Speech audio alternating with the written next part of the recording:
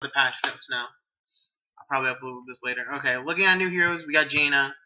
Really have no clue how strong she is. She seems cool as shit, and I'm so excited for any new hero in the game. Art all this. That's cool. Like it's just not really important competitive wise, but it's always good to know that they're upgrading like small things. Stim packs, they're gonna have purchasable like pretty much things that help you gain gold and stuff like that, which is really cool. I like that a lot, especially XP. Winter Veil, blah blah blah blah. Holiday cheers with festival, new mounts, bundles, just whatever cool stuff. Heroes, skins. They get added master skins, which is pretty cool. Malfurion. Oh yeah, I need to look what Malfurion looks like. I heard he looks sick now. Sound. Uh, I wonder who the Crown Prince Arthas is. I love Crown Prince Arthas. That's the one I always play in competitive. Custom games, lobby setup after selecting around all players, place a new lobby screen, which will allow the lobby host. Okay, whatever. That's cool. There was adjusting friends list.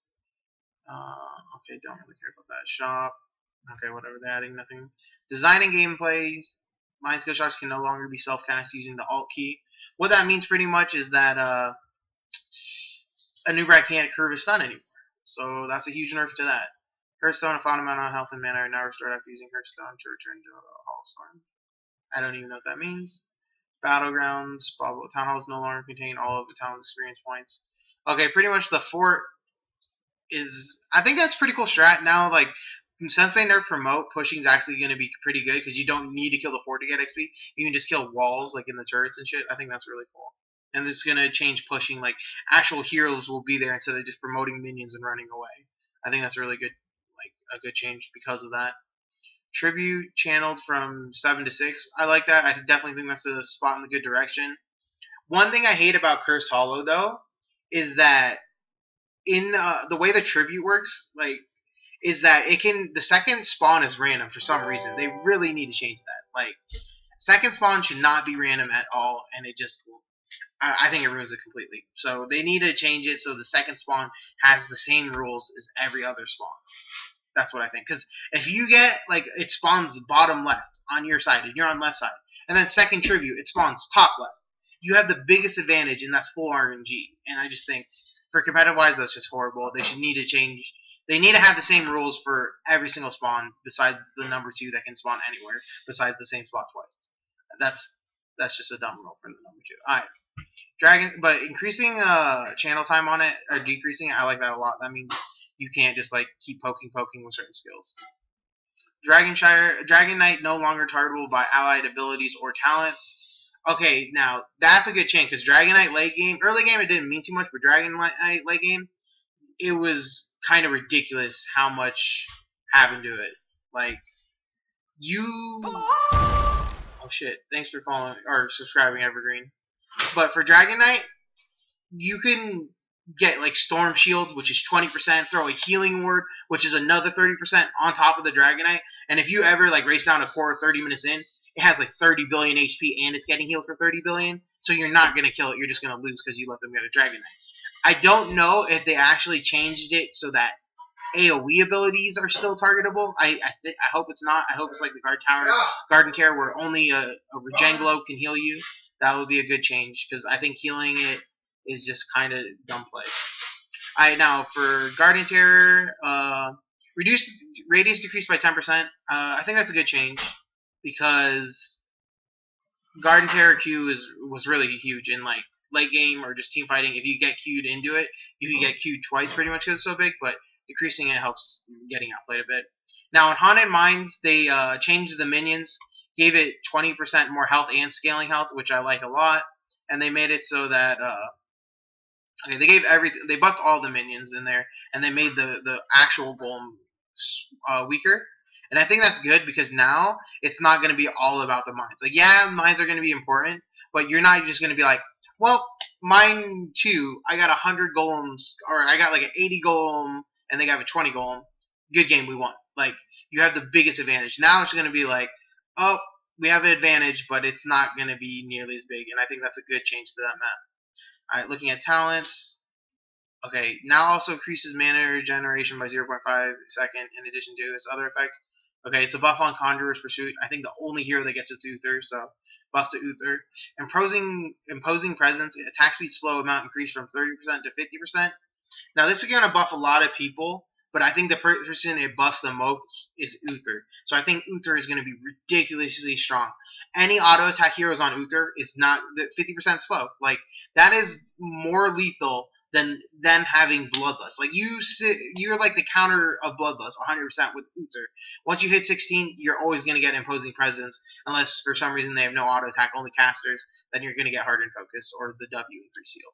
But I think it's a huge buff, and it's a good change to the game, because now range, just auto attack Bloodlust isn't going to be that strong of a call.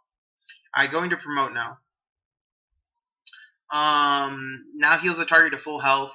Now has a 15-second duration. That's a huge change. Charge cooldowns have been reduced from 60 to 30 seconds. Now, I think on every hero, this is a nerf, besides maybe Asmodin. It's probably a buff on Asmodin, because Asmodin, his skill's different, but whatever. If it's the same, I think it's the same on Asmodin. His got changed, but his is global, so it really doesn't affect him compared to the other heroes. But I think every other hero got buffed.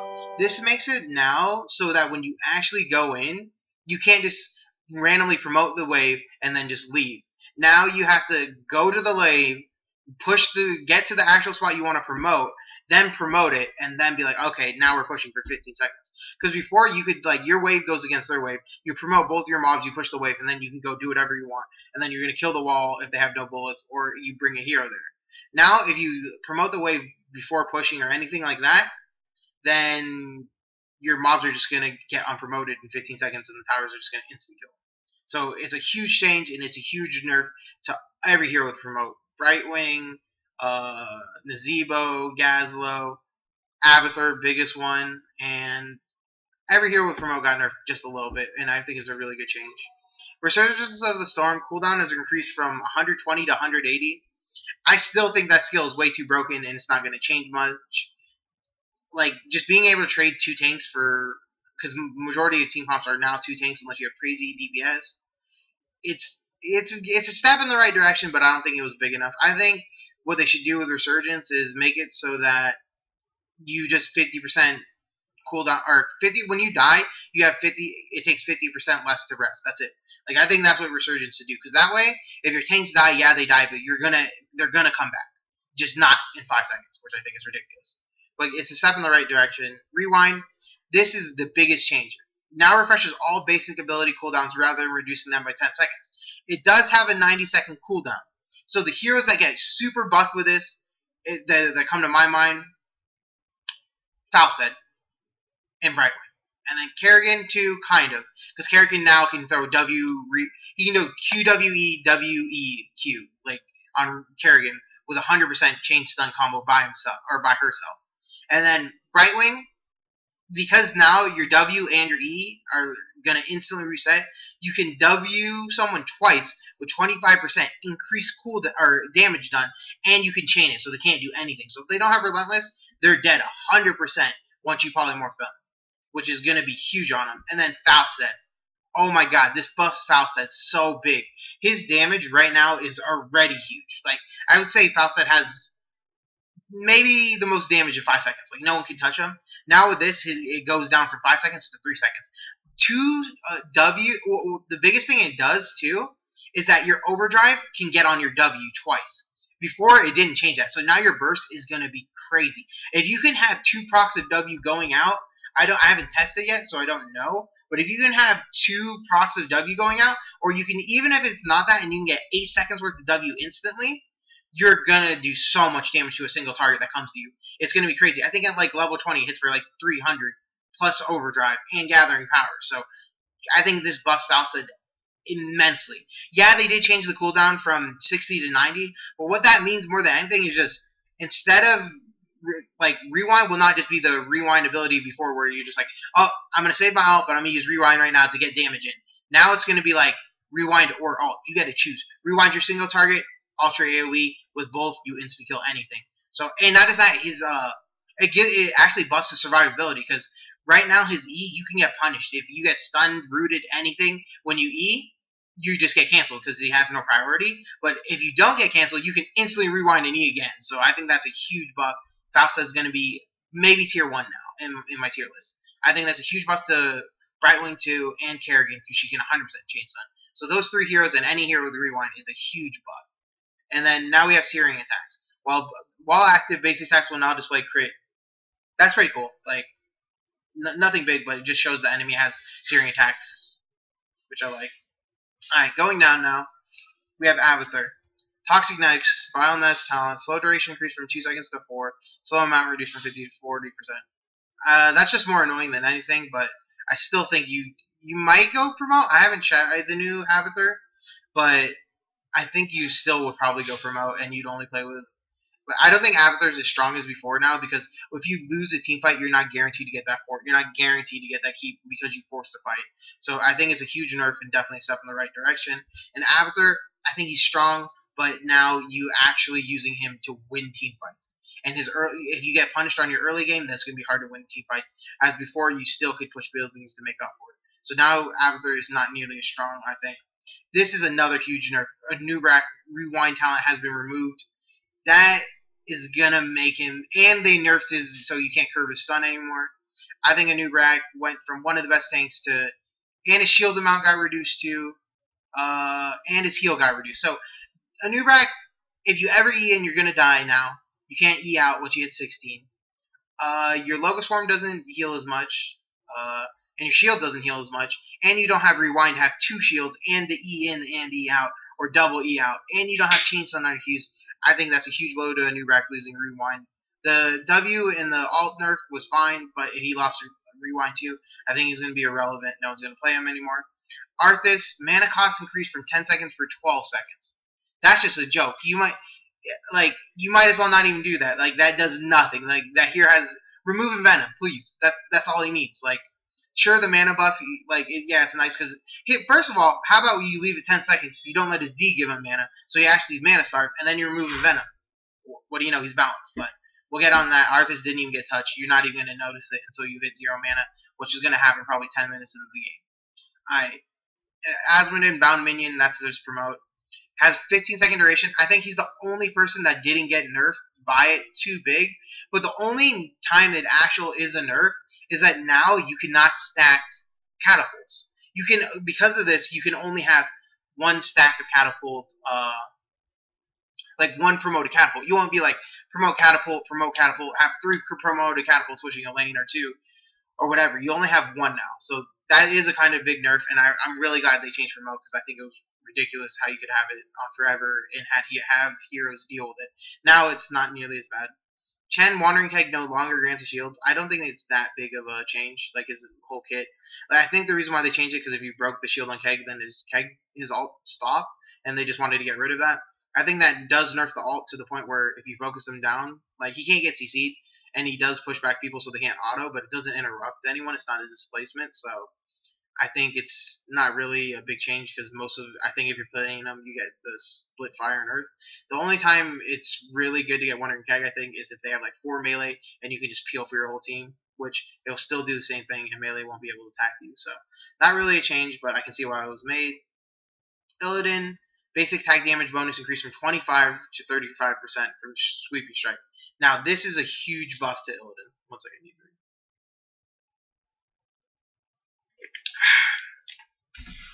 The reason why this is a buff to Illidan is because now he has more damage. Yeah, and okay, let's look at Immolation first too. Immolation duration increased from 3 seconds to 4 seconds. That's a good change. It makes sense that the damage did get nerfed because right now, unless you had Metamorphosis up, you cannot have Immolation up 24/7 with just auto attacking in W. Now that they did nerf the damage a little bit, so you are losing damage, but in 4 seconds, you have more damage than the 3 seconds, unless you're a Metamorphosis, because now it's up forever. Because you can get 4 autos in 4 seconds, and it will be back. Your W will be back up because it's 8-second cooldown.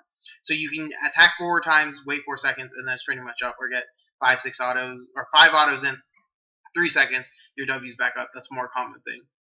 And because of the basic attack, you did lose a little damage in Immolation, but you got 10% damage on your W when it hits, so you gain damage. It's just a small buff to Illidan, not really that big, but it is a good change to him, especially with the tanks getting nerfed, promotes getting nerfed. I think Illidan's becoming a really strong pick now. Alright, looking at our girl Lili, aka Lily, the useless, but let's see what she has. Initial heal decreased from 100 to 70, but her heal scaling increased from 13 to 20. That's a good change. It makes her scaling on her Q a lot stronger, especially because she has like a talent that gives 25% increase. That will help it a lot. Jug of Cups, cooldown decrease from 70 to 60. Okay. Healing, scaling increase from 3 to 4. That's nice. Initial heal increase from 25 to 35. Okay, so pretty much. Okay, search range increased to 10. That's really good too. She needed that. One big thing is that because she did get buffed because they want her more of healer than DPS. I don't think it changes enough. Like her kit, her blind is not blind doesn't do enough. It just blinds. If it did blind, then root or something else, gave it any other type of CC, I think she'd be viable. Or they change her W. But right now, they just gave her a little bit of healing, and it's not enough to compare to the other healers. And you pick Lily because of you need a healer. And if you pick her with double healer, she doesn't heal enough or have enough utility to make up for it. So I don't think her place changes at all. Muradin, second win trait, that's his passive. Thresholds for improved health and regeneration from 30 to 40%. Third win talent. Thresholds for improved health and regeneration increase from 40 to 50%. Heal amount increase from 40 to 50% of Muradin's health. Okay. I think that's a good buff in the right direction, but Muradin's biggest problem isn't his tankiness. He's already super tanky. His problem is that he doesn't have enough damage. And Rewind on his talents doesn't give him a big buff because his Q, which is the most important one, I'm pretty sure is a 10-second cooldown. So you can chain stun Q anyway. So Muradin didn't get really changed at all. He just got a little more tanky. A buff's a buff, but not enough to matter.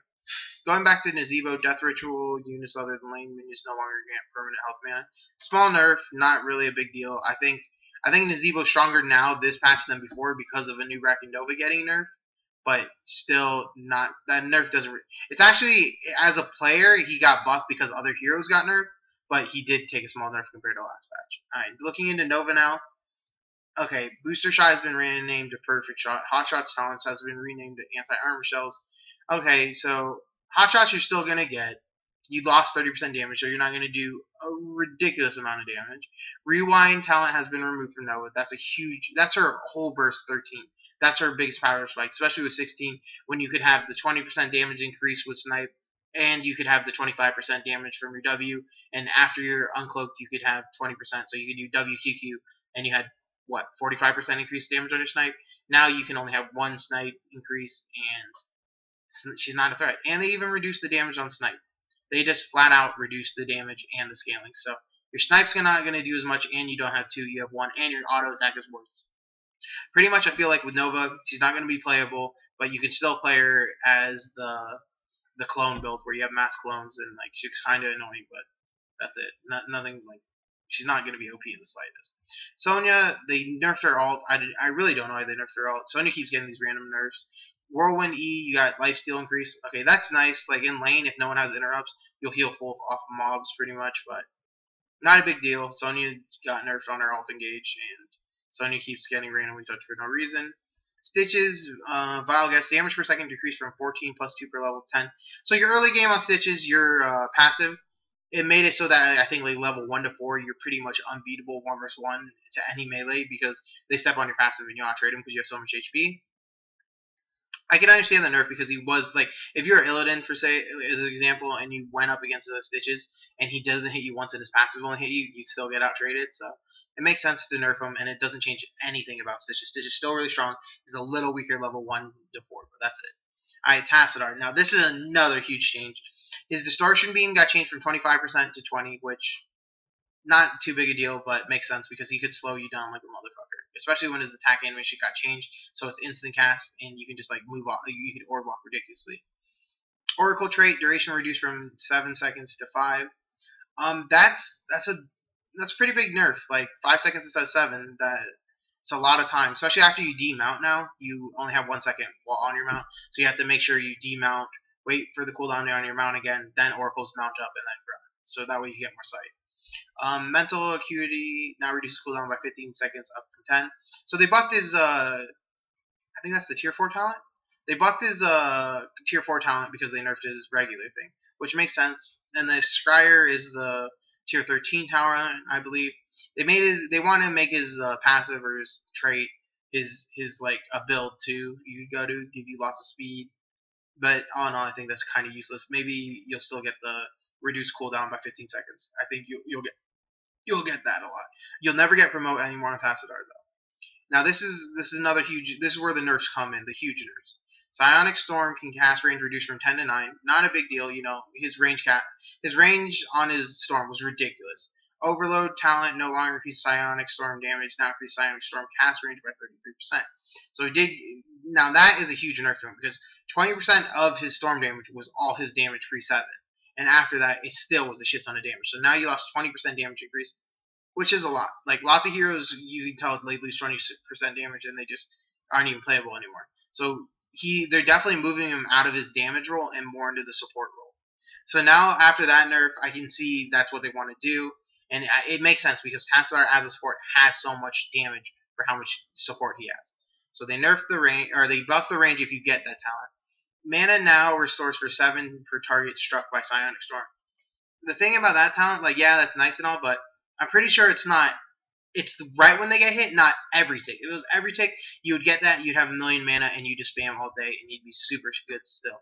But they didn't. It's just right when it hits, so I still don't think you'll get that. I think you'll get the range, because 33% range is still a lot. Like, you're going to cast far storms, which is really nice. Static Charge talent, critical strike damage reduced from 100 to 75%. Tassadar's basic attack damage. Now this is huge because his damage came after 7. Like, first you had the storm damage, then they nerfed 20% off of that. So now pre-7 you're nerfed. Now after 7 you don't get that huge spike damage where you used to have the 100% with the 20% damage storm, and you could outtrade anyone with a shield on you. No one could outtrade you at that point. But now you got her nerfed again. They want to remove her from damage and more to support. Makes sense. Now because of these two nerfs, you're not going to put out as much pressure as you used to, for sure. And then second strike, time cast between reduced from 3 seconds to 2 seconds. The main reason why they did this is another huge damage reduction to Tassadar, because Tassadar storms, they don't stack, right? But what you could do is you could throw out a storm, get 2 autos, and then right before the storm ends, throw out your second storm. And then now you have 2 full storms worth of damage. Now from the 3 seconds to 2 seconds, you're going to have to throw storm, damage, and then while your storm's out, throw another one, and then you stack. You didn't stack damage at all. You just lost 1 second worth of storm damage because they changed how it reduced. Once again, another nerf on his damage. Now you can only do 5 seconds of damage compared to 6 seconds of damage with storm. And because it's like that, that means that you only have 5 static charges instead of, well, I guess you have 1 less second of static charge worth, which also got reduced down to 75% now. So he's gonna do a lot less damage. They did buff his E talent, Deep Shift, which makes it 0.75 to 1.5 seconds, but really that talent doesn't matter at all. Now, precision, I can't pronounce that, but effect cooldown reduced from 60 to 45. This means his E build, that is a nice buff, but it's not too big of a buff considering you're not going to get 2 procs during a team fight. Like, yeah, if it's a long-ass fight at level 20 with resurgences, it'll be up faster. That's nice. And then, last but not least, is ult even got nerfed. 15 seconds on Archon, especially Dark Archon, was ridiculous. Like, no one could beat. I don't think there's any character in the game that can beat 1 vs 1 Tassadar besides Illidan if you have Dark Archon up. Like, it just does too much damage, and you have so much range, and you get so much shield. Like, you become God mode for 15 seconds. Now you got nerfed to 12, so he did take some huge nerfs. So Tassadar now went from God tier to still pretty strong. If you really need the shield in your comp and decent damage, he'll be there. But now he's not going to be first pick ban worthy, I think, at all. We go into Tyrael now. Judgment, damage reduced from 125 plus 10 per level to 60 plus 8 per level. I have no clue why the random heroes like Tyrael. Like, I don't think Tyrael was super strong. I don't think his ult is the reason why he's so OP, unless they want to like change sanctification to actually be used more than just giving everyone invulnerable. Makes no sense to me. Like, they keep nerfing the tanks, but they don't nerf the really strong ones. Tyrande now instantly reduces cooldown by 2 seconds rather than cooling down by 4 seconds over a 2-second period in power. Okay, whatever. Not really a big deal. I don't think anyone gets that. Shadowstalk got a little nerf, but then again, Tyrande is pretty, like, she's not worth it in competitive play. She's fun to use. Shadowstalk did get nerfed, so maybe you'll see more Starfall play. That's it. Holy Light healing amount reduced from 150 plus 44 per level to 135 plus 40 per level. So yeah, Uther's healing did get a little nerf, but it makes sense. Holy Light heals for a shit ton.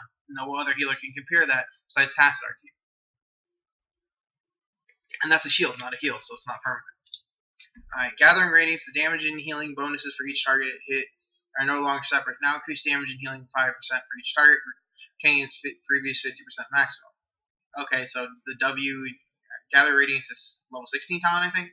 But even now, I think every single level 16 Uther is going to get the 50% attack damage slow. It's too good. Like, anytime there's an Illidan, anytime there's a Falstad, Raynor, Vala, any auto attack, they're going to hit you and attack 50% slower. They're going to be like, well, shit, I cannot kill Uther because he makes me slower than all dick. So, 16 talent doesn't matter. It's actually, your healing got nerfed, but I think at 16, because they changed the attack speed slow, he actually got a buff this patch. Now, going to Zagara, okay, Infest now heals the target to full, has a 15-second duration. The reason why Zagara was good, because you can invest a Ranger, or the Archer, and then you have promoted melee mobs from someone else on your team, and you let that wave push, and it will destroy forts, keeps it. And then once you got to late game, you're like, hey, I'm going to infest this catapult's going to one-shot a turret, pretty much, and then if they don't defend against that infest catapult, it's going to kill their core in 6 hits. So it was really scary. But now you're like, oh shit, I got to actually run to their base, infest the catapult when it's on the core, and it will last for 50 seconds. Huge nerf to Zagara, especially any split push. I think definitely Zagara takes a big nerf because of that, because lots of her play was from infest and promote from other people. So I definitely think she got a huge nerf. But her creep tumor, Zagara now regenerates a flat 1.5% health per second. I don't know how much she used to regen, so it's either a buff or a nerf. I have no clue, can't comment on it. But the infest change is definitely a huge nerf. Now, if you ever get infest, you're never going to have infested catapults like you used to. Okay, now bug fixes, they haven't really changed it. And that's all for the patch notes that I can give.